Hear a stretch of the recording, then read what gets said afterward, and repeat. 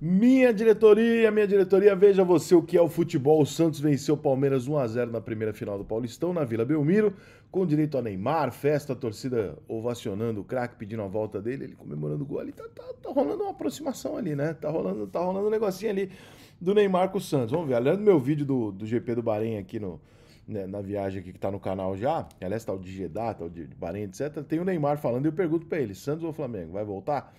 Tem a resposta dele lá. Mas é o seguinte, eu fico muito impressionado com algumas coisas, e isso que me fascina no futebol. Como é que um clube é, do, do tamanho do Santos, de toda a representatividade, eu não estou falando de número de torcida, de mídia, não, eu estou falando de tudo. O Santos é um dos maiores clubes da história do futebol, um dos maiores clubes do mundo, sem nenhum exagero. Como é que um clube cai para uma Série B em dezembro? Passam 3, 4 meses, ele joga uma final contra um time que é o time mais competitivo do Brasil há alguns anos, ganha o jogo, tem oportunidade, domina boa parte das ações do jogo, e não é que joga de igual para igual, joga até melhor do que o Palmeiras. E você imagina um negócio desse num time mediano, num time menor. Não tem a menor possibilidade disso acontecer. Só acontece uma coisa dessa com um time grande, quando ele tem toda aquela base por trás já de estrutura, de torcida, etc. Todo aquele ambiente de time grande pronto para você entrar em campo e fazer, às vezes, até aquilo que não se espera. Não que o Santos não possa, ou que, que seja uma zebra, de forma alguma o Santos não é uma zebra nem se jogar com os juniores, não tem como. Mas não era o esperado, né, para uma reconstrução do Santos logo no começo do ano e tal, acabou de cair, a torcida tá chateada pra caralho, o clube tá com problema financeiro e tal.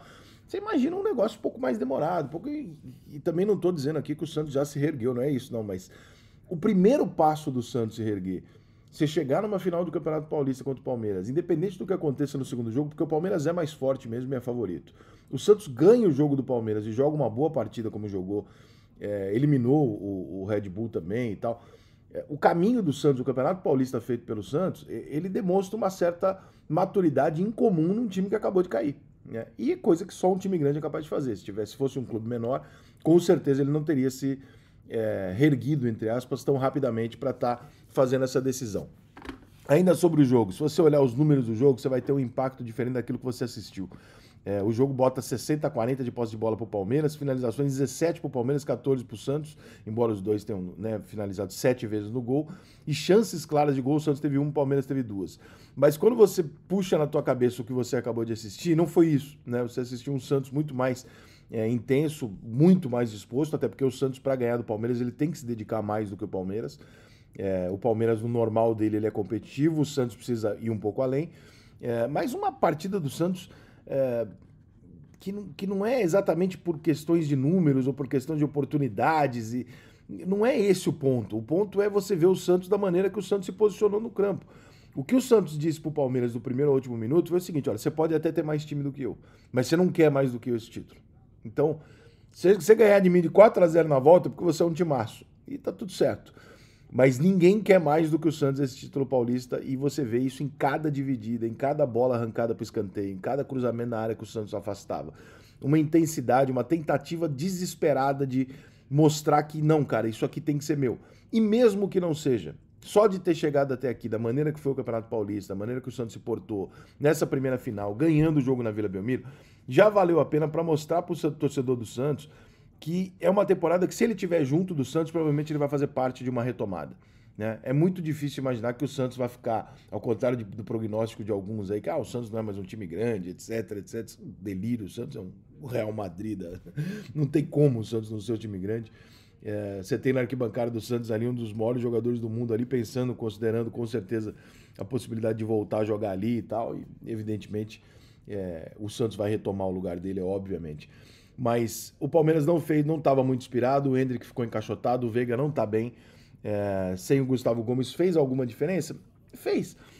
O Veiga jogou mal? Não, mas assim, não é o Veiga decisivo e não foi o Endrick decisivo, e aí o Palmeiras fica muito dependente. O Lopes, coitado, ele precisa receber a bola, ele precisa que os jogadores em volta dele estejam num grande dia. Senão ele não vai fazer sozinho, ele não é um jogador que nem o Endrick que vai pegar uma bola, driblar 3 caras e fazer o gol, ele é um jogador mais de finalização dentro da área. Então, você precisa que o todo funcione. O Palmeiras não fez um jogo ruim, mas abaixo do que o Palmeiras está acostumado a produzir.